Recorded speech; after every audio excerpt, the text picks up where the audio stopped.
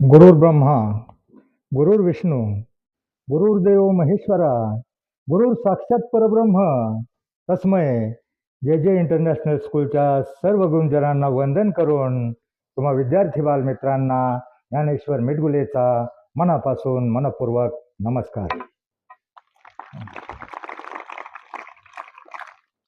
या गुरुपौर्णिमेच्या दिवशी एक प्रार्थना करूयात. काव्यपंक्ती आहेत. संपू दे अंधार सारा, संपू दे अंधार सारा, उदे उदे आकाश तारे, गंधाळल्या पहाटेस येथे वाहू दे आनंद वारे. जाग यावी सृष्टीला की, जाग यावी सृष्टीला की, होऊ दे माणूस जागा, भ्रष्ट सारे नष्ट व्हावे, घट्ट व्हावा प्रेम धागा. मार्ग सारे स्वच्छ व्हावे, मार्ग सारे स्वच्छ व्हावे, अन मने ही साफ व्हावी, ही सकाळ रोज यावी, माणसाचा देव व्हावा, माणसाचा देव व्हावा. तुम्हा सर्व देवांना पुनश्च एकदा नमस्कार. खरं तर आम्ही तसे देवाचे भक्त, हे माझे जोडीदार दत्त भक्त आहेत आणि मी देवांचा भक्त आहे. पण मी जरा वेगळ्या देवांचा भक्त आहे. मी पंढरपूरला गेलो होतो. आम्ही 18 दिवस वारीमध्ये होतो. पण तिथल्या देवाचं दर्शन घेण्याचा मी प्रयत्न केला नाही, कारण ते मिळतही नाही, कारण तिथं लाईन असते. पण खरे देव कोण? जे निष्पाप, निरपेक्ष, सात्विक वृत्तीचे जे विद्यार्थी आहेत ना, त्यांची संख्या बरोबर 33 कोटी आहे. 140 कोटीपैकी सात्विक, निरपेक्ष, निष्पाप असे तुम्ही विद्यार्थी, तुम्हीच खरे देव आहात. आणि तुमच्यातलं देवपण टिकवण्यासाठी, जगवण्यासाठी आमच्या वारकरी साहित्य परिषदेचा हा छोटासा प्रयत्न. ज्ञानियाचा वाहतुक्याचा अंश तुमचा तोच आहे. आपल्या रक्तात थोडा ईश्वराचा अंश आहे. ईश्वर देव म्हणजे तरी काय असतं? आत्मा हाच परमेश्वर. पण तो आत्मा कोणता?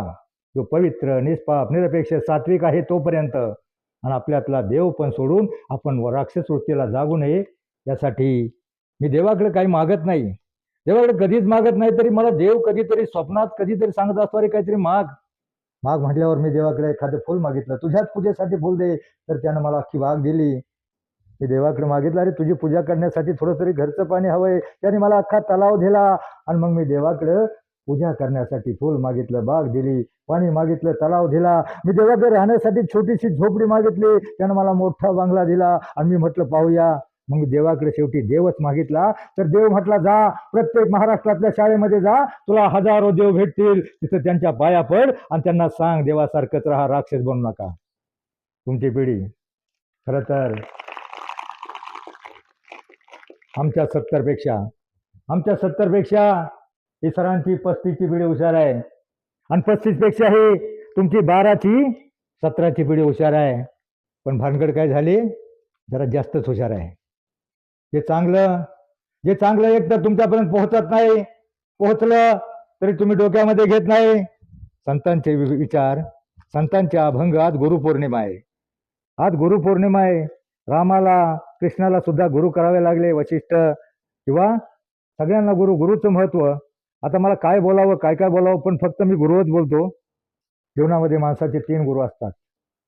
पहिला गुरु आई, दुसरा गुरु शिक्षक आणि तिसरा गुरु आध्यात्मिक गुरु. पण मला वाटतं याच्यातल्या 1-2 गुरूंची बुलेट ट्रेन वेगळ्याच बाजूला घसरत चालली आहे. प्रत्येक लहान मूल निरागस निष्पाप असतं, त्याला काही परिणामाची कल्पना नसते, गांभीर्य नसतं. मला सांगा, तुमच्या घरामध्ये लहान बाळ रडत असलं तर तो पहिला गुरु आई काय करते? मुलांनो? लहान बाळ रडत असलं तर आई काय करते? मोबाईल चालू करून त्याच्या हातामध्ये देते. मोबाईल किती मोठा रोग आहे तुम्हाला कल्पना नाही. मोबाईलमुळे 12% मुंबईसारखी मुलं ऑनलाईन शिक्षणामुळं मुलांना मोबाईलचं लायसन मिळालं. 12% मुलं त्या पहिल्या गुरुनं बरबाद केली. त्या पहिल्या गुरुचा दोष नाही, त्याला माहीत नव्हता किती भयंकर रोग आहे. त्याला व्यसन लागतं. आणि मग ती आई म्हणते, आमचं पोरगं मोबाईल हातात दिल्याशिवाय जेवतच नाही. मग कुणी हातात दिला मोबाईल? त्याला कळत होतं का मोबाईल घ्यायचं? तू आळस केलास, टीव्ही मध्ये आतमध्ये व्यस्त. आपल्याला पोरग टीव्ही बघून देत नाही, मग त्याच्या हातात मोबाईल दे, ती टीव्ही मध्ये व्यस्त. आणि मग ते पोरग मोबाईल मध्ये मस्त. सगळीकडे हाहाकार माजलाय, वनवा भडकलाय. अन्याय, अत्याचार, दुराचार सगळीकडे वनवा भडकलाय. आणि या वनव्यामध्ये अख्खी पिढी बर्बाद होते. अनाचार, दुराचार, अनेक प्रकारची प्रलोभनं किंवा व्यसनं सगळीकडे वणवा भडकलाय. हा वणवा जवळ जवळ येत चाललाय आणि हा जवळ येत असताना हरणी आतमध्ये मोबाईलमध्ये टीव्ही मध्ये व्यस्त आहे आणि पाडस बाहेर मोबाईलमध्ये मस्त आहे. आणि तो वणवा भडकत आलेला आहे ही पाडसं त्याच्यामध्ये भस्मसात होणार आहेत. आता मला सांगा, तो वणवा जवळ येतोय, मग ही पाडसं कशी आणि त्यातच काय झालं, त्या आगीतून, जंगलातली भडकलेल्या आगीतून, वणव्यातून एक वाघ येतो. तो वाघ पाहतो, अरे हे पाडस बाहेर खेळतंय. हे पाडस बाहेर त्या पाडसाकडे पाहतो आणि तो त्याच्याकडे झेप घ्यायला लागतो त्याची शिकार करण्यासाठी. आणि त्याच वेळेला एका झाडाच्या आडून एक शिकारी त्या पाडसावर नेम धरून बसला असतो. याची शिकार झाली का आपलं मस्त चालल. आणि मला सांगा, इकून वणवा भडकलाय, इकून वाघ आलाय, इकून शिकारी आलाय, आणि मग ही पाडसं कशी वाचणार आहेत? काही मार्ग याला आहे का? मार्ग काही आहे? एक दैवी चमत्कार होऊ शकतो.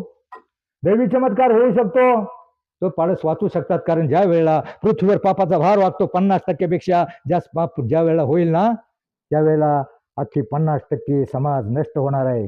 एका जागतिक भविष्य तत्ववेत्याने सांगितलंय, त्यावेळेला पापाचा भार होतो. यदा यदा हि धर्मस्य ग्लानिर्भवति भारतः अभ्युत्थानम् अधर्मस्य तदात्मानं सृजाम्यहम् परित्राणाय साधूनां विनाशाय दुष्कृतां धर्म संस्थापनार्थाय संभवानी युगे युगे. म्हणजे ज्या वेळेला पृथ्वीवर अनाचार, दुराचार, भ्रष्टाचार याचं पाप 50% जास्त वाढेल, त्यावेळेला असं काहीतरी होणार आहे. ज्या वेळेला बघा भोपाळला वायुगळती झाली होती, बघा कोरोना आला होता, कोट्यावधी लोक मेली, पण असं होणार नाही. ज्या वेळेला पापाचा भार वाढेल, लोक वाईट वागू लागतील, त्यावेळेला या पृथ्वीवर 50% समाज जो वाईट वागणार आहे, अनाचारी, भ्रष्टाचारी, दुराचारी, वाईट वर्तन आहे, तो 50% एकतर अपंग होणार आहे वायुगळताप्रमाणे किंवा नष्ट होणार आहे. म्हणून या प्रश्नाचं उत्तर काय आहे? हा वणव्यातून समाज कसा वाचणार आहे? सगळ्या बाजूने वणवा आग भडकली, कसा वाचणार आहे? तर मी त्याचं अर्ध उत्तर सांगतो, अर्ध शेवटला सांगायचं आहे. निसर्गाचा चमत्कार होतो, दैवी चमत्कार होतो. सोसाट्याचा वारा सुटतो, वारा घोंगावत देऊन येतो, विजांचा कडकडाट होतो, आणि कडकडाट झाल्यावर पाऊस सुरू होतो. आणि तो पाऊस किंवा विजा ज्या वेळेस कडकडतात, त्याच वेळेला जो शिकारी असतो, त्या शिकाऱ्याचा हात व्हायबल होतो, आणि तो त्याचा बाण नेमका पळत वाघाची झडप घालणाऱ्या त्या बाळावर, पाडसावर झडप घालणाऱ्या त्या वाघाला लागतो. वाघ मरून जातो. वीज कडणारी वीज शिकाऱ्यावर पडते, शिकारी मरतो, आणि पाऊस सुरू झाल्यावर अख्खा वणवा शांत होतो. आता मला शेवटला या प्रश्नाचं उत्तर द्यायचंय. तो वाघ कोणता? तो शिकारी कोणता? तो वणवा कोणता? ते पाडस कोणतं? ती आई कोणती? तर मी तुम्हाला सांगत होतो, पहिला गुरु सबसे फेल झालाय. त्या गुरुला माहित नव्हतं. पण मुलांनो, एक करा, तुम्हाला माहित आहे ना, आपण 15 ऑगस्ट 26 जानेवारीला एक गीत गातो. कोणतं गीत गातो? बलसागर भारत हो म्हणा, विश्वात शोभुनी राहो. मग होणार आहे का भारत बलसागर? 7 वर्षाच्या, 9 वर्षाच्या, 12 वर्षाच्या मुलाला त्या मोबाईलमुळे, टीव्हीमुळे जर चष्मा लागला, तर भारत कसा बलसागर होणार आहे? मग त्या पहिल्या गुरुची चूक त्याला आता तरी लक्षात आणून द्या. त्याला सांगा, लहान बाळाच्या हातातला मोबाईल थोडासा आळस करू नकोस, त्याला घेऊन जा बाहेर, देवळाकडे जा, हरणं दाखव, चिमणी, कावळा, पोपट काही दाखव, त्याला दुसरीकडे नादव. त्याचं मन तिकडे व्हायबल करण्यासाठी त्याला हरिपाठाला घेऊन जा. आठवड्यातला 1 दिवस. हरिपाठामध्ये एवढी ताकद आहे, आठवड्यातला 1 दिवस, फक्त 1 तास आपल्या लहान बाळाला, किंवा घरात तुमचा बाप चुलता कोणी जर दारू पित असेल, काही वाईट खात असेल, त्याला हरिपाठाला घेऊन जा.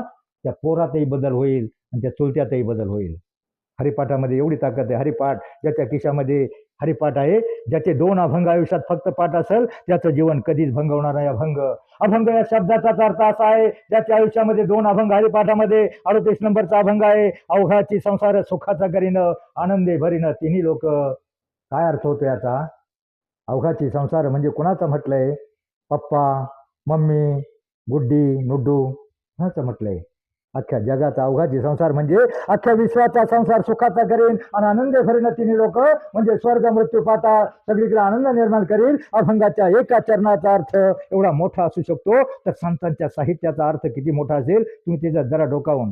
गीता, गाथा, ज्ञानेश्वरी मोठ्या ग्रंथाकडे तुम्ही डोकूनही बघणार नाही, परंतु लहानसा हरिपाठ असतो 5-7 रुपयाचा, त्या हरिपाठातला 1 अभंग तुमच्या डोक्यात बसला आणि हरिपाठाबाहेरचा 1 अभंग अवघाती म्हणजे जगाचा संसार करायचा आहे सुखाचा, हे जरी नाही कळलं, स्वतःचा संसार सुखाचा करायचा आहे एवढा अर्थ जरी कळला तरी पाय फार झालं. आणि हरिपाठा बाहेरचा एक अभंग आहे, कांदा मुळा भाजी अवघी विठाई माझी, लसूण मिरची कोथंबिरी अवघा झाला माझा हरी, मोठ नाळा विहीर दोरी अवघी व्यापिली पंढरी, सावता म्हणे केला मला विठ्ठल पायी गोयला गळा. काय अर्थ होतो याचा? सावता महाराजांचं घर पंढरपूर पासून 50 किलोमीटरच्या आतमध्ये होतं. कधी पंढरपूरला गेले नाही. आपल्या शेतामध्ये कांदा मुळा भाजी जे काम आपल्या वाट्याला आले ते प्रामाणिकपणे करणं आणि ते काम करता करता ते विठ्ठलाचं नामस्मरण करायचे, एवढंच त्याच्यातून अर्थ घ्या. आपलं कर्तव्य कर्म, आपल्या वाट्याला जे काम आलंय ते प्रामाणिकपणे करणं, हाच आपला धर्म. शिक्षकांच्या वाट्याला काम आलंय शिकवायचं, आणि तुमच्या वाट्याला काम आलंय काय? काम आलंय तुमच्या वाट्याला काय? मला एक कोणतरी म्हणला डीजे डान्स, लुंगी डान्स, नाही ना? मग तुमच्या वाट्याला काम आलंय शिकायचं. मित्रांनो, विद्या विद्या हे गरिबाचं धन आहे, श्रीमंतांचा अलंकार आहे, आणि असं धन आहे जगातला कोणताही चोरटा तुमच्यापासून हिरावून घेऊ शकत नाही. तुमच्या खिशामध्ये 100ची नोट असेल तर कुणी 2 ठोके देऊन काढून घेऊ शकतो, परंतु तुमच्या डोक्यामध्ये एखादी पोएम, एखादी कविता, एखादं भावगीत, भक्तिगीत किंवा 29चा पाडा असेल, कोणताही जबरदस्तीनं काढून घेऊ शकत नाही. जरा ताट बसा, ताट. कारण एक तासामध्ये जीवनामध्ये तुमच्या 2 तास महत्वाचे असतील. कोणते 2 तास? एक पुढे तास आहे अजून 10-12 वर्षानंतर, आणि एक आत्ताचा. ह्या 1 तासातला एक चांगला विचार, सकारात्मक विचार. माणूस जीवनामध्ये 2च प्रकारे मोठा होऊ शकतो, एक शिकून आणि दुसरे सवरून. शिकून म्हणजे शिक्षण, क्षणाला शिकायचं, आणि सवरून म्हणजे सवरून. सकारात्मक अर्थाचे जेवढे शब्द, सत्य, सदाचार, संयम, सुविचार, संतांचे विचार, हा महाराष्ट्र, हा हिंदुस्थान चाललाय फक्त 2च विचारावर, एक तर संतांचा आणि शिवरायांचा. जगावं कसं? हे जगावं कसं आम्हाला छत्रपती शिवरायांनी शिकवलं. मरावं कसं हे शंभूराजांनी शिकवलं. आणि वागावं कसं हे संत समाज सुधारकांनी शिकवलं. आणि मग तुम्हाला कुठं शंभूराजासारखं मरायचंय? देवधर्मान देशासाठी प्राण घेतला हाते, सुरामी सरदार आम्हाला काय कुणाची भीती. जगुनी मरावं मरुनी जगावं हेच आम्हाला ठावं. 39 दिवस आमच्या राजांना त्या औरंगजेबानं हाल हाल करून मारलं, पण त्या औरंगजेबाचं पुढे भारतात थडग सुद्धा नाही. त्याच्या जयंत्या पुण्यतिथ्या साजऱ्या होत नाहीत, पण आमच्या राजांची प्रत्येक वर्षी जयंती साजरी होते. तुम्ही वढूला जाता का होते? तर देवधर्म देशासाठी, दुसऱ्यासाठी जगला तो जगला, स्वतःसाठी जगला तो मेला. माणसाच्या जन्मालो लाल रक्ताचं ऋण फेडावं, काहीतरी देऊन जगावं, काहीतरी ठेवून मरावं. आपल्या देशासाठी, समाजासाठी, आणि त्याचं बलिदानामुळं आपला समाज पेटून उठला. आणि तारा राणीनं 9 वर्ष त्या औरंगजेबाला सळो की पळो केलं, ह्याच महाराष्ट्राच्या मातीत गाडलं. त्या तारा राणीच्या मुली तुम्ही. पण अलीकडं एका मुस्लिम धर्मगुरूचा प्रश्न आहे, आणि जरा गांभीर्यानं घ्या. तो म्हणतोय, तुम्ही आम्हाला दोष देता, तुम्ही आमच्याकडे बोट दाखवता, आम्हाला तुम्ही कायमच दोष देता, पण तुमच्याकडे बघा ना. आमचं नका पाहू वाकून, तुमचं झाकून ठेवू नका. आमचं वाकून बघताय, तुमच्याकडे बघा. अहो, आजही आमची पोरं प्रत्येक दिवशी आम्ही 5 वेळा नमाजला घेऊन जातो. त्याला तिथं धर्मविद्या शिकवतो, त्याला काहीतरी धर्म शिकवतो, त्याला संस्कार शिकवतो. पण तुमची पोरं पहिली शुभम करोती करत होती, ते पण बंद झाली. तुमची पोरं, तुमच्या बाया पहिल्या डोक्यावर पदर घेत होत्या, आता डोईचा खांद्यावर आला, आणि खांद्यावर फार पाश्चात्य संस्कृतीचं अनुकरण करून फार उघ्या व्हायला लागल्या. आणि आमच्या बाया अजूनही निम्म्या अर्ध्या बुरख्या घेतात. मग आम्हाला का दोष देता, आम्हाला का टोकता? जरा गांभीर्यानं विचार करा. आपली भारतीय संस्कृती 7 समुद्रा पलीकडे ख्याती अशी भारतीय संस्कृती स्वामी विवेकानंदांना शिकागोच्या धर्म परिषदेमध्ये सांगण्यासारखं होतं काय? फक्त आपली आदर्श अशी भारतीय संस्कृती, कुटुंब व्यवस्था, समाज व्यवस्था, आमची नातीगोती. आमच्या देशातली नातीगोती एवढी घट्ट आहे. त्यांच्या देशात 15-16 वर्षाचं पोरग झालं, सुधारणा झाल्या त्यांच्याकडं जास्त. 15-16 वर्षाचं पोरग झालं, त्याला कुठेतरी अनाथ आश्रमामध्ये, बोर्डिंगमध्ये सोडून द्यायचे, पैसे दिले जातात, आणि त्याच्याकडे परत डोकूनही बघत नाहीत. पण आमच्या देशात तसं नाही. तुम्हाला माहिती आहे, तुमच्यावर सगळ्यात जास्त प्रेम कोण करतं घरात? आई करते का आजोबा करतो का वडील करतात? वडिलांपेक्षा आजोबा आजी जास्त प्रेम करतात ना. आई बाप तुमचे लाड करतात, पण काही वेळा फालतू लाड करतात. तुमच्या हातात मोबाईल देतात आणि तुमचं करिअर भ्रष्ट करतात. मग मला सांगा, त्यांच्या देशातल्या आजोबांना माहीत नसतं त्यांची नातवंड कोण किती कुठं आहेत. पण आमच्या देशात नातवांच्या अंगावर ओरखडलं नातवांच्या अंगावर ओरखडलं तर आजीचं काळी चिरतं आणि नाती बाळीच्या पायाला ठेचाळलं आजोबाच्या छातीत धस्स होतं. इतकी सर्वोदय आमची भारतीय संस्कृती आहे, कुटुंब व्यवस्था आहे, समाज व्यवस्था आहे. आणि मी प्रवचनात मोक्ष मुक्ती काय महाराज लोक सांगतात, मला त्याचा अर्थ माहित नाही, पण मी याचा मोक्ष मुक्ती याचा अर्थ मी असा लावतो, जो आपली सगळी जीवनातली कर्तव्य कर्म व्यवस्थित पार पाडून आपली पहिली पिढी दुसरी पिढी चांगल्या मार्गाने शिकवून सवरून संस्कारित करून जो मरतो ना त्याला इथंच मोक्ष मिळतो. इथंच स्वर्ग मोक्ष वगैरे काही कुठं असेल असं मला वाटत नाही. तर मी तुला सांगत होतो पहिला गुरु. आता दुसरा गुरु कोणता? शिक्षक. आता शिक्षक तुम्हाला शिकवतात, काही अडचण नाही. आणि शिकवल्याशिवाय हे इंटरनॅशनल स्कूल आहे, तुम्हाला याच्यासाठी लागले तुम्ही काहीतरी आंतरराष्ट्रीय दर्जाचे विद्यार्थी बनावात म्हणून तुम्हाला इथं घातलंय, परंतु शिक्षक शिकवतात.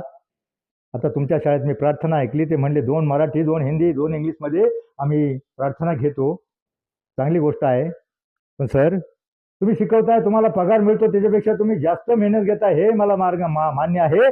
पण आपण घरी गवळ्याचं दूध घेतो, गवळ्याचं दूध घेत असताना आपण बघतो गवळी बरोबर माप टाकतो का नाही, 1 लिटरची 2 500 मिलीची माप टाकतो. आपलं लक्ष असतं अरे हा सांडवतोय कमी टाकतोय का काय, आणि तरीही तो फुल जरी माप टाकली तरीही तो गवळी आपल्याला थोडंसं एक्स्ट्रा माप टाकतो, वरचं माप टाकतो. मग ते वरचं माप आपलं समाधान होतं, अरे आज गवळ्याने आपल्याला काहीतरी जास्त टाकलंय.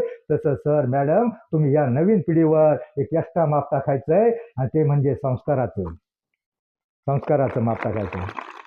कारण आजकाल पिढी व्हायबल व्हायला लागली. 2.5 कोटीची गाडी घेऊन एक 11वीला पास झाला म्हणून पार्टी करतो 75 लाखाची, तिथं काहीतरी वाईट खातो, दारू मटण खातो आणि 2 माणसाला उडवतो. अख्खं आई वडील बाप आणि डॉक्टर गुतवतो आणि पोलीस गुतवतो. मग कसले संस्कार त्या घराला? फक्त संस्काराची कमतरता आहे. संस्कार तुम्ही एक्स्ट्रा तुमचं वरचं माप आहे ना, ते ह्या पिढीवर संस्काराचं टाका. 2 मार्क कमी पडली तरी चालतील. तुम्ही शाळेमध्ये काटकोन लघुकोन त्रिकोण शिकवता, पण जगण्यासाठी लागतो तो विशाल दृष्टिकोन फक्त आमच्या संतांच्या साहित्यातून आणि शिवरायांच्या विचारातून मिळतो. म्हणून नवीन पिढीला फक्त संस्कार द्या. आणि तिसरे गुरु म्हणजे आध्यात्मिक गुरु. आता आध्यात्मिक गुरुनं याचं राजकारणाचं भांडवल चालवलंय.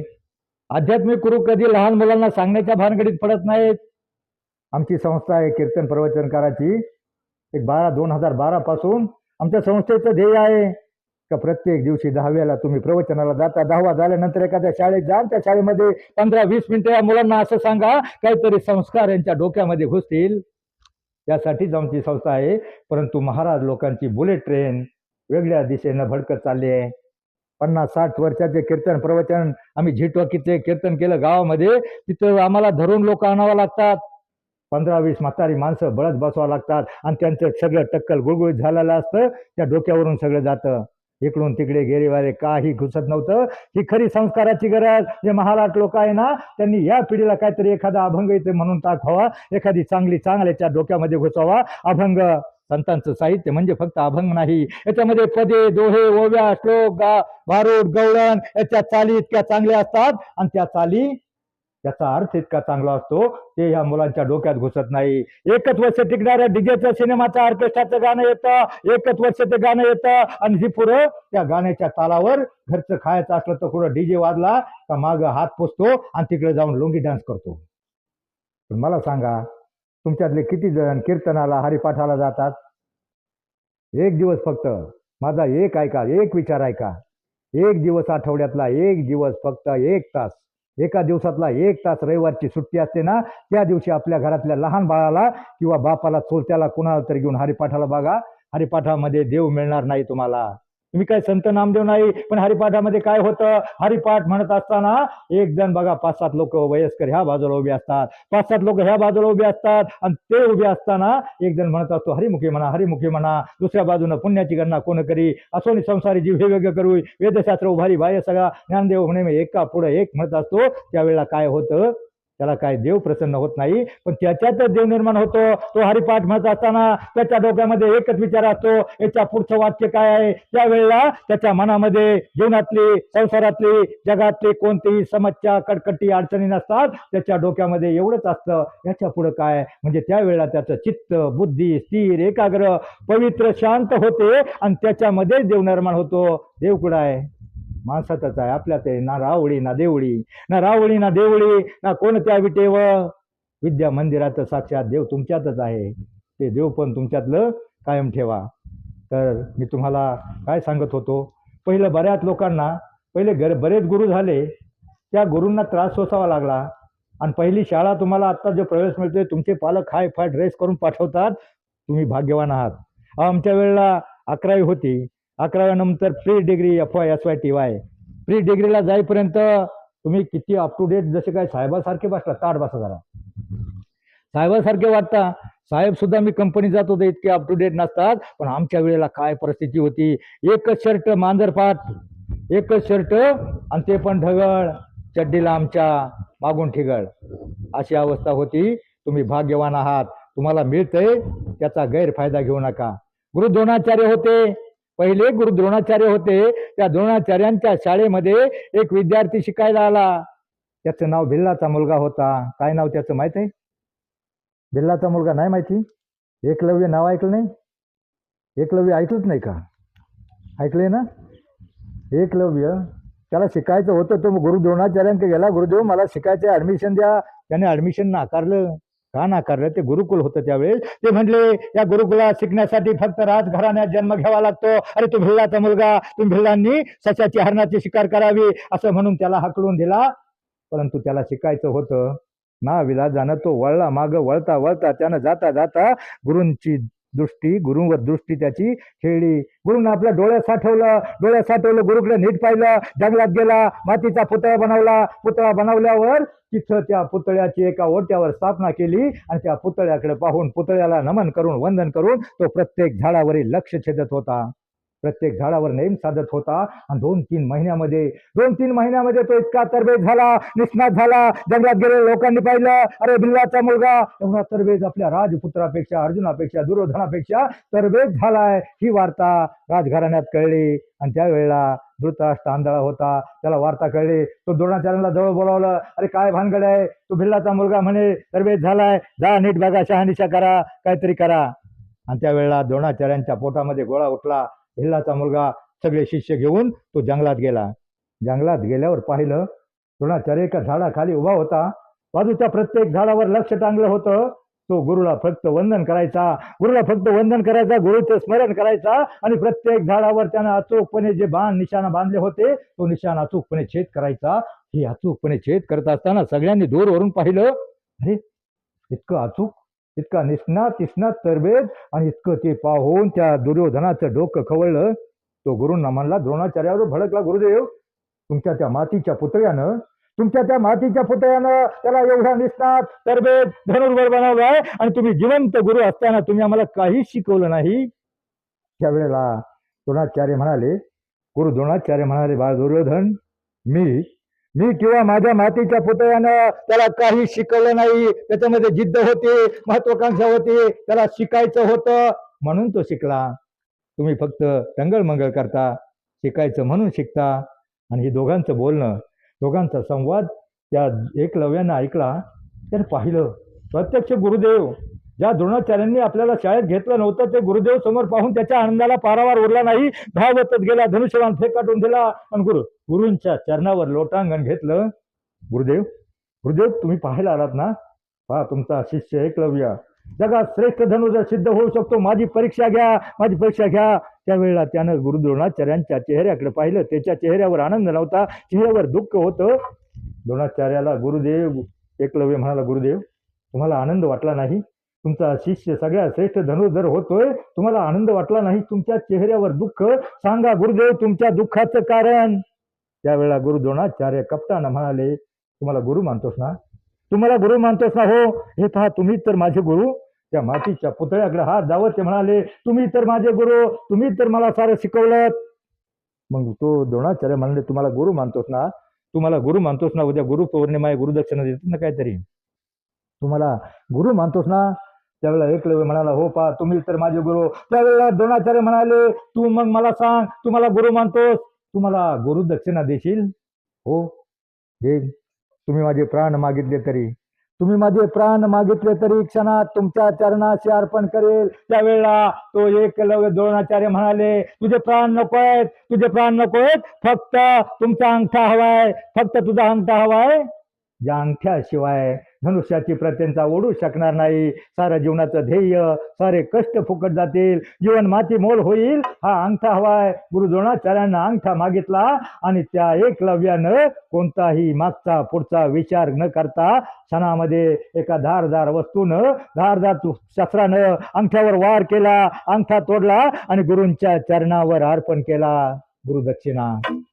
आता मला सांगा, त्या द्रोणाचार्यांनी आपल्या गुरुकुलामध्ये त्या एकलव्याला प्रवेश दिला होता, घेतलं होतं नाही ना? त्याला काय शिकवलं होतं? काय त्याच्याविषयी माया कणव काय शिकवलं नव्हतं ना? तरीही त्यानं अंगठा दिला. आता माझ्या एका प्रश्नाचं उत्तर द्या, सगळी मुलं ताट बसा. तुमची शिक्षक तुम्हाला शिकवतात का? शिकवतात? चांगले शिकवतात का? नक्की? मग आपल्याला एक अंगठा फक्त द्यायचा आहे, गुरुदक्षिणा म्हणून. गुरुपौर्णिमा उद्या आहे. या एक जण या, कोणीतरी एकच जण या, जास्त जणांचा नाही. एक मुलगा किंवा मुलगी एक अंगठा जर दिला ना, आपल्या देशावर जी अख्खी संकट येतात ना, महापूर येतो किंवा बर्फवृष्टी होते, रोगराई येते, अनेक हाहाकार होतो, अनेक जीवांचा नाश होतो. अख्ख्या देशावरली संकट आज जर एका मुलानं एक अंगठा दिला तर अख्ख्या देशावरली संकट येणार नाहीत. आणि गुरुपौर्णिमेचा जो एक अंगठा जो दिवस आहे उद्या साजरा करायचा आहे, तो आजच करूयात. फक्त एक जण अंगठा आहे. तुमचे शिकवतात ना नक्की चांगले? द्रोणाचार्यांनी शिकवलं होतं का? तरी अंगठा दिला. मग तुम्हाला शिकवतात, द्यायला काय अडचण नाही. गुरुदक्षिणा एकच जण या. ये रे वारक्या. कोण येते? कोणीच नाही. हा ये.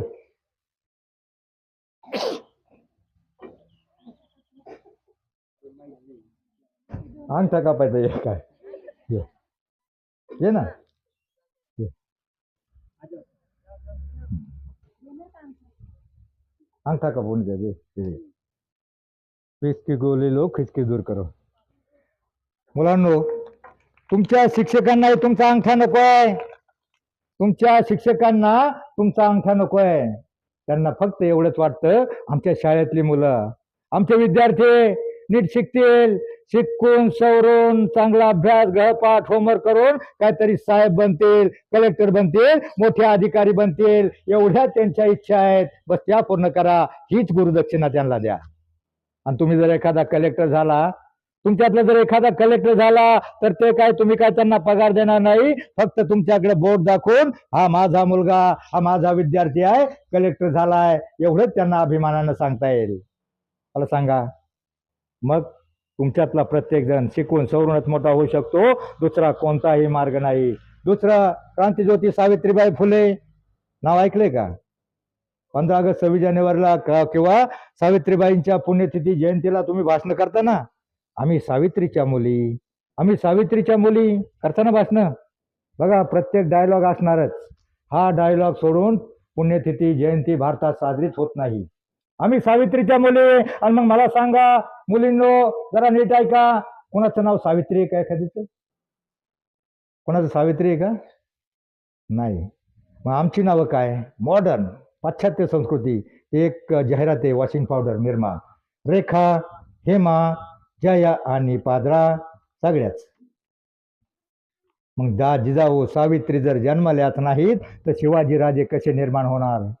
मग काहीतरी घ्यायचं असतं. प्रत्येकातून लक्ष्मी, पार्वती, सदैव, सरस्वती, गंगा, यमुना, गोदावरी ही नावं नष्ट झाली आणि आता अशी नावं निघालीत का सगळ्याच. मग काहीतरी आदर्श घ्यायचा काय याच्यातून? आम्ही डॉक्टर बाबासाहेब आंबेडकर, त्यांना शाळेत घेत नव्हते, शाळेत बाहेर बसवलं. कारण का? हलक्या जातीमध्ये जन्माला आले, हलक्या जाती जन्माला आले म्हणून बाहेर बसवलं. आणि मग त्या बाबासाहेबांमध्ये जिद्द निर्माण झाली. त्यांना शिकायचं होतं, काहीतरी बनायचं होतं, समाजावर होणारा अन्याय अत्याचार नष्ट करायचा होता. आणि मग त्यावेळेला ते काही करून ह्या गावात, दुसऱ्या गावात, इकडं तिकडं जाऊन शिकले. आणि डॉक्टर सयाजीराव गायकवाड या संस्थापकानं त्यांना शिष्यवृत्ती दिली. बाहेरच्या देशात जाऊन शिकले, इतके शिकले आणि त्यांनी आपल्या भारताची घटना लिहिली. आणि त्या घटनेमध्ये मला वाटतं एक कलम असं घातलंय का ज्या शिक्षकांनी त्याला 8-8 दिवस बाहेर बसवलं, महिना बाहेर बसवलं, त्या घटनेमध्ये त्यांनी एक नमूद केलंय का त्या शिक्षकांनी जनगणना करावी किंवा बाहेरचे सर्वे करावेत. 15 दिवस ते शिक्षकांना बाहेर पळवतातच. मग हा नाही नियतीचा सूड असावा. आणि घटनेमध्ये काय आहे, घटनेमध्ये काय सगळं सरळ नाही. आता तुमचं वय कमी आहे सांगण्यासारखं नाही. अहो तो नॉन मॅट्रिक असतो तोही शिक्षण संस्था काढतो. आपले जांभळकर ग्रॅज्युएट आहेत, त्यांची लायकी आहे शिक्षण काढायची. कारण मी त्यांचं एका भाषण ऐकलं होतं, त्यांनी अर्धी इंग्लिश वापरली होती. आणि त्यामुळं अलीकडं आपल्या घटनेमध्ये असं काय काय बेकार आहे बघा. आपल्या कोणत्याही नागरिकाला 2 ठिकाणी मतदान करता येत नाही. पण जेलमध्ये एखादा असा भ्रष्टाचारी, एखादा जेलमध्ये असलेला माणूस 2 ठिकाणी निवडणूक लढू शकतो. साधं मिलिटरीत भरती व्हायचं ठरलं तरी 5 किलोमीटर पळावं लागतं. साधं मिलिटरीत भरती व्हायचं ठरलं तर 5 किलोमीटर पळावं लागतं. पण कोणताही लुळा लांगडा पांगळा आपल्या देशाचा संरक्षण मंत्री होऊ शकतो. किंवा एखाद्यावर साधी केस असली त्याला क्रिमिनलचं पोलीसचं सर्टिफिकेट मिळत नाही, त्याला सरकारी नोकरी मिळत नाही. परंतु अनेक बलात्कार, भ्रष्टाचार, सगळे लाचलुचपत, दंगे, भ्रष्टाचाराचे आरोप असणाऱ्या पुढाऱ्याला त्याचा मंत्री बनता येतं, गृहमंत्री. मग कुठला कायदा आहे तो? कायदा आपल्यासाठी यापुढे कायदा काहीच होऊ शकणार नाही. म्हणून तुम्हीच आहात तुमच्या जीवनाचे शिल्पकार. आणि तुम्हाला माहिती सांगतो, तुमच्या शाळेमध्ये अ ग्रेडवाले किती आहेत? अ ग्रेडवाले हात करा. अ ग्रेड,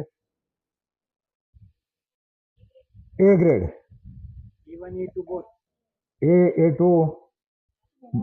बरं, ए ग्रेडवाला UPSC MPSC किंवा हात खाली करा, काहीतरी संशोधक बनू शकतो किंवा सरकारी अधिकारी बनू शकतो. ए ग्रेडवाला. बी ग्रेडवाला डॉक्टर इंजिनियर बनू शकतो. सी ग्रेडवाला शिक्षक किंवा वकील असं काहीतरी बनू शकतो. डी ग्रेडवाला डिप्लोमा, ITI किंवा असे लहान कोर्स करून तो काहीतरी बनू शकतो. आणि जो नॉन मॅट्रिक आहे ना, तो कोण बनतो माहिती आहे का? नॉन मॅट्रिकवाला एक तर महाराज बनतो किंवा पुढारी बनतो किंवा गुंड बनतो. हे वरचे सगळे ए ग्रेडवाले अधिकारी नॉन मॅट्रिकवाल्या महाराजांनी कीर्तन केलं त्याच्या पाया पडतात. हे वरचे सगळे अधिकारी मंत्री आहेत ना, ते मंत्री किंवा डॉक्टर इंजिनियर सगळे कीर्तनामध्ये. म्हणजे तुम्ही कशासाठी हरिपाठातले 2 अभंग पाठ करा. बाय चान्स तुम्हाला मार्क कमी पडले, मित्रांनो, मार्क कमी पडली, घाबरायचं कारण नाही. एक नांदेडचा प्राध्यापक आहे, आमच्या इकडे कीर्तनला येतो, 50,000 घेतो एका दिवसाची. 50,000 शिक्षकाला वर्षाचे, एका महिन्याची मिळत नाही काय शिक्षकांना. एका 2 तास कीर्तन असतं, त्यातलं 1 तास विठ्ठल असतं. नॉनस्टॉप तो बोलत नाही. 1 तास म्हणजे फक्त 1 तास बोलायचे, 50,000 मिळतात. मी म्हणतो पैशासाठी नका करो, पण तुमच्यातली संस्कृती, तुमच्यातले संस्कार जागे होतील. आणि प्लस तुम्हाला एक एक्स्ट्रा हातचा जीवनामध्ये तुमच्या जोडीला असेल, तुमचं जीवन कधीच भंग होणार नाही. म्हणून हरिपाठातले 2 अभंग पाठ करा. एक दिवस देवळामध्ये जा. मला सांगा, शाळेमध्ये येताना तुमच्यातले किती जण देवाचे दर्शन घेऊन येतात? ठीक आहे, हात खाली करा. थोडे जण नाही येते, काय अडचण नाही. ज्यांना जेवढे लांब आहे ना त्यांनी नका घेऊ, पण ज्यांना जवळ आहे त्यांनी घ्या. पण येताना एक काम करा, तुम्हाला प्रत्येकाला मोठं व्हायचंय ना, ताट बसा. प्रत्येकाला मोठं व्हायचंय ना, तर एक काम करा, फक्त एक काम करा. घरून निघताना देव लांब असेल, तुमची आई किंवा वडील जे घरी असतील ना, त्याच्या पाया पडा. तुम्ही हात जोडून त्याच्या पाया पडा आणि मग इफेक्ट बघा. त्या देवाच्या पाया पडला तर देव तुम्हाला दिवसभर डोका पडलं तरी बिस्किटचा पुडा देणार नाही. परंतु तुम्ही जर तुमच्या आईच्या किंवा वडिलांच्या पाया पडायला सुरुवात केली, तुमची आई म्हणाल, अरे आमची सोनी किती गुणाची आहे, आमची मोन्या किती शाना झालाय. आणि मग बघा, तुमच्यासाठी हाडाचं काळ करतील, रक्ताचं पाणी करतील, घामाच्या धारा जातील आणि तुम्हाला शिकवण्यासाठी पैसा उपलब्ध करतील. 1 मिनिटाचं काम आहे, एवढं 1 मिनिटाचं काम करा. आणि 1 तासाचं काम आठवड्यातून 1 दिवस हरिपाठाला घेऊन जा. हे 2 मार्ग सांगितले. आता 3रा मार्ग, संत ज्ञानेश्वर, त्यांनाही शिकायचं.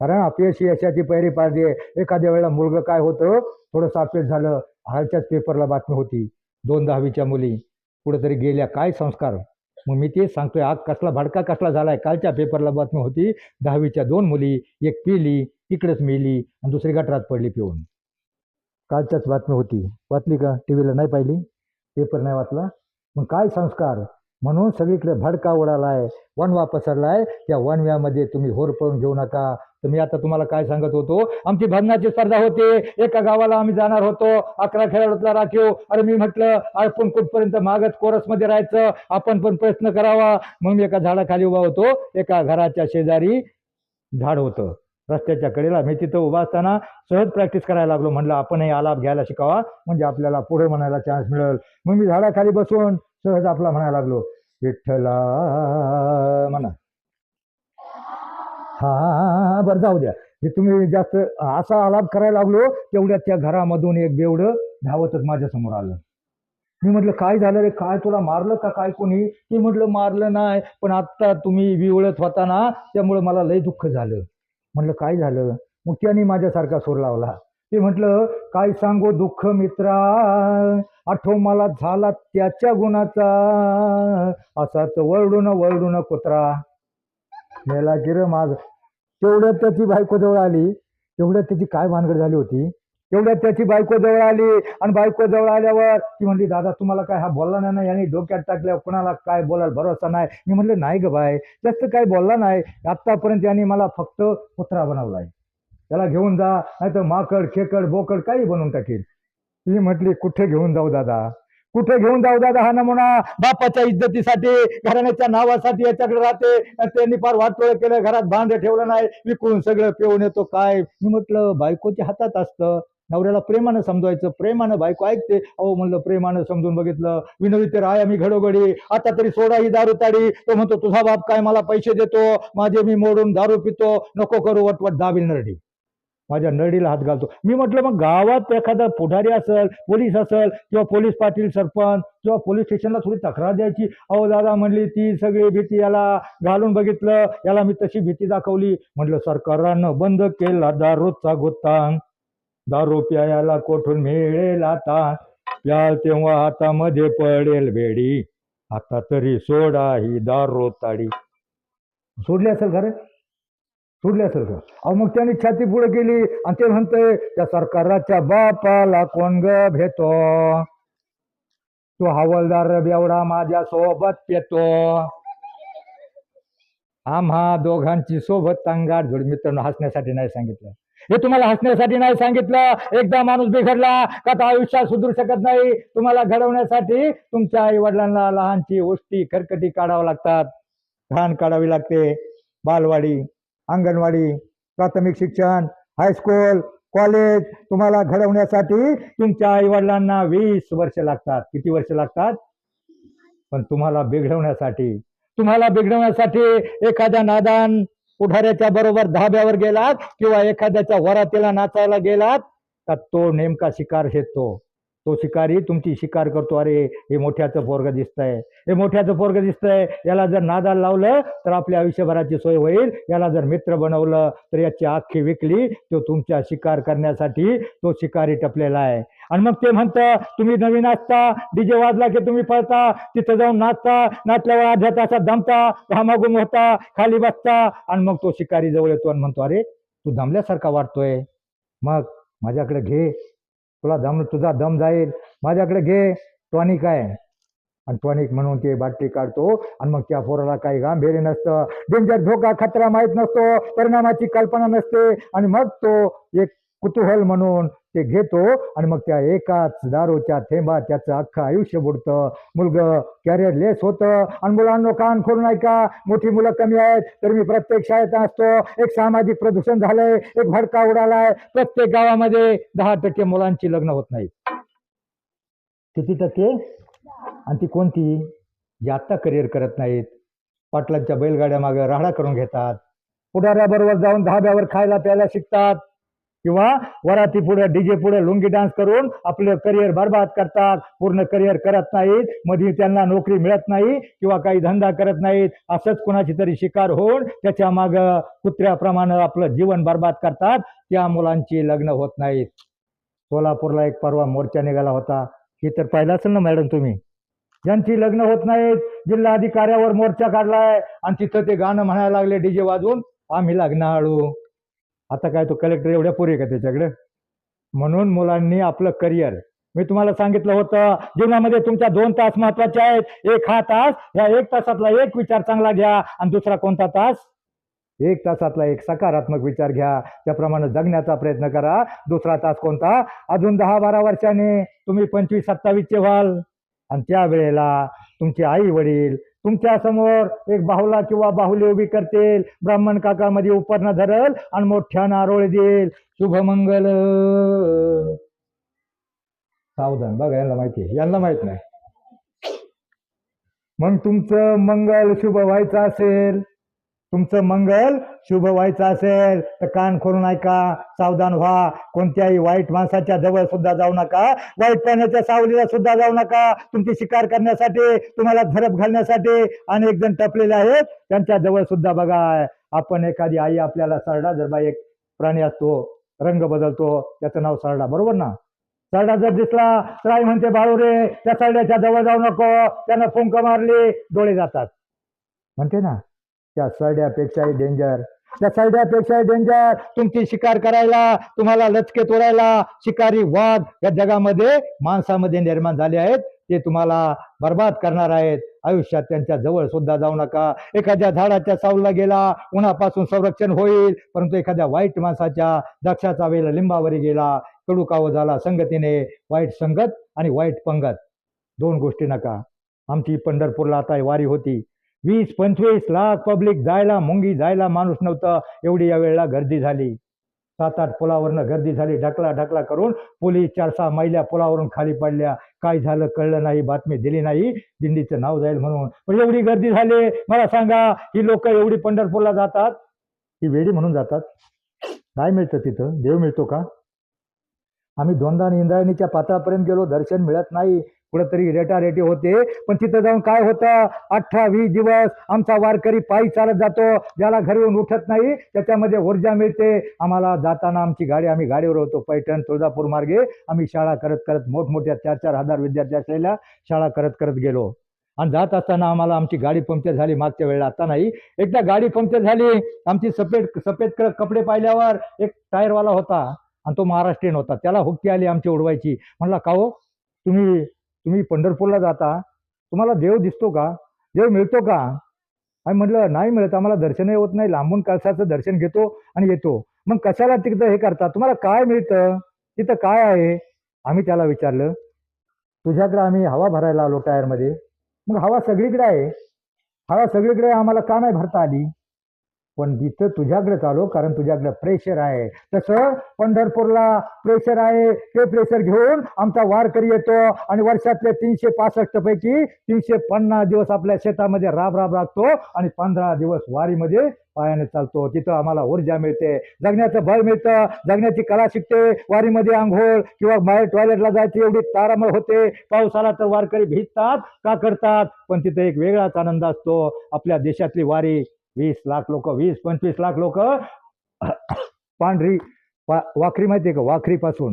वाखरीपासून पंढरपूरच्या मंदिरापर्यंत तुम्ही टीव्हीला पाहिली असेल गर्दी, टीव्हीला पाहिली ना? वाखरीपासून पंढरपूरच्या मंदिरापर्यंत दोन्ही बाजूचे रेड फुल असतात. पलीकडून मोहोळ पासून, बार्शी रोड पासून तिकडं 10-15 किलोमीटर सगळं ट्रॅफिक फुल असतं. एकामागे एक, इकडल्या बाजूने ज्ञानोबा तुकारामांच्या वाऱ्या, तिकडल्या बाजूला मुक्ताई किंवा निळोबारायांची वारी, सगळ्या दिंड्या तिकडनं काय येतात आणि दोन्ही बाजूनं दिंड्या येत असताना तिथं काय होतं तर वारकरी, म्हातारे वारकरी, ते काही नाचत नाही, ते आपले मधल्या डिवायडर उभे असतात आणि बाजूला वारकरी, कुणाचं भजन चालू असतं, कुणाचं भारूड चालू असतं, कुणी ज्ञानोबा तुकाराम म्हणतो, कुणी माऊली म्हणतो, ठोबा रखमायचा गदा असतो, कुणी फुगड्या घेत असतो, एवढा आनंद घेत असतो. आणि आपला हा आनंद पाहण्यासाठी फॉरेनची लोक पाहिली का, अर्ध्या कपड्यात असतात, 10-15 हजार पब्लिक मधल्या डिवायडरवरून बघत असतात अरे इतकी गर्दी, एवढा आनंद यांना कसा मिळतो? हाऊ हॅपी, त्यांना आपला आनंद पाहून आणि त्यांना नवल वाटतं. लाखो पब्लिक आनंदाने नाचतंय, बागडतंय. कुठून मिळतं, काय, कशामुळे मिळतं, त्यांना नवल वाटतं, आश्चर्य वाटतं. आणि आमच्या मागच्या बाया, आमच्या काष्ट्यावाल्या बाया असतात आणि त्यांच्या मागून डोकावून ते आपल्या जोरदारला म्हणतात, हाऊ वंडरफुल, हो वंडरफुल. आमची म्हातारी काष्ट्यावाली म्हणते, अय भवाने, हे वंडरफुल नाही, पंढरपूर आहे. मग आमची भारतीय संस्कृती बघण्याकरता फॉरेनहून लोक येतात, त्यांना आमच्या संस्कृतीचा हेवा वाटतो. आणि मग आपण त्याच्याकडे का लक्ष देत नाही? आपल्याला आपली संस्कृती जगवली तरच आपण जगणार आहे. मित्रांनो, everything is easy, everything is easy when you are crazy about it. प्रत्येक गोष्ट शक्य आहे. तुम्हाला हरिपाठाला जाणं शक्य आहे. तुम्हाला लहान मुलाच्या हातातला मोबाईल सोडवणं शक्य आहे. Everything is easy when you are lazy about it, and nothing is easy when you are lazy about it.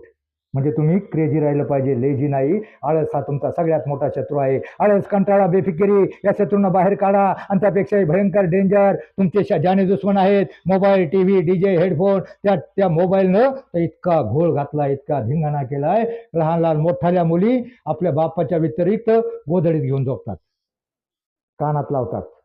आणि इतकं एक पोरगी एवढी बावरी झाली, तिनं काय केलं, त्या मोबाईलवर स्टेटस टाकतात, गुड मॉर्निंग, गुड काही, किंवा आपल्या एका मित्राला पाठवायचं होतं, काय तिनं टाईप केलं, आय लव्ह यू टाईप केलं आणि सेंड टू ऑल करून बसली.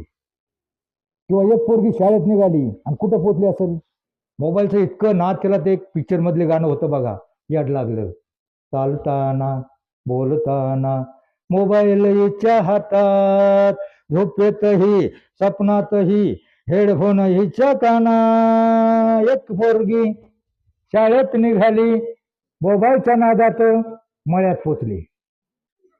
आई म्हणली, काय गं ठेमी, शाळा नाही का? तवा ठेमी म्हणली, यायला लागलं, वेळ नको, मोबाईल फक्त गरजेपुरता 50% चांगला आहे, तेवढाच वापरा. पाऊस यायला लागलाय. मित्रांनो, फक्त जाता जाता एवढं सांगतो, दोनच प्रकारे तुम्ही जीवनामध्ये मोठा होऊ शकता, एक शिकून आणि सवरून. सवरून म्हणजे सकारात्मक, वाईट खाऊ नका, वाईट पिऊ नका, वाईट वागू नका, हाच याचा अर्थ. तर तो वनवा कोणता, ती आई कोणती, तो पाऊस कोणता, तो वाघ कोणता, तो शिकारी कोणता? ज्या वेळेला परमार्थाचा वारा सुटेल, अध्यात्माच्या विजा कडाडतील.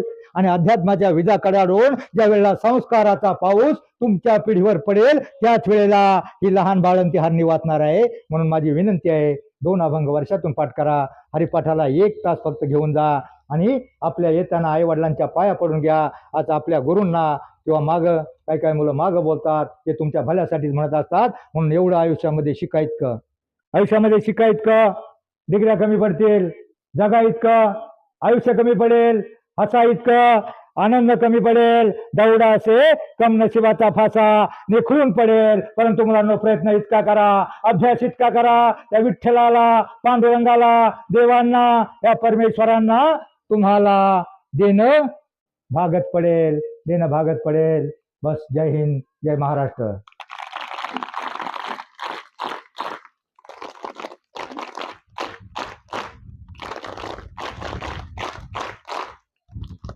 परशा आणि दुसरं मित्राचं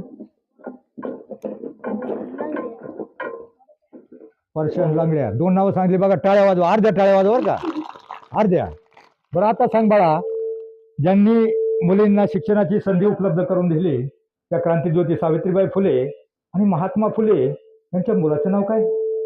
मानसपुत्र महात्मा फुले आणि सावित्रीबाई फुले यांच्या मुलाचं नाव काय माहिती? आणि तुला लांगड्याचं काय करायचं त्या परशाचं? म्हणजे नेमकं मॅडम ही बिमारी आहे, जे चांगलं ते तुम्ही यांच्या डोक्यात घालत नाहीत. आणि ते लांगड्या आणि परशा काय करायचं तुला बाळा? जा, एक हरिपाठ घे. धन्यवाद. खूपच छान माहिती सांगितली, त्याबद्दल मी त्यांचे आभार मानते. आणि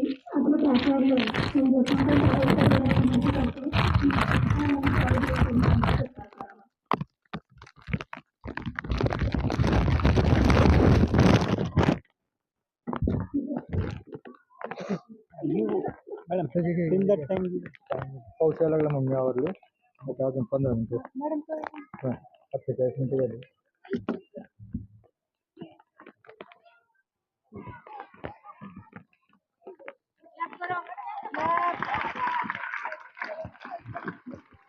या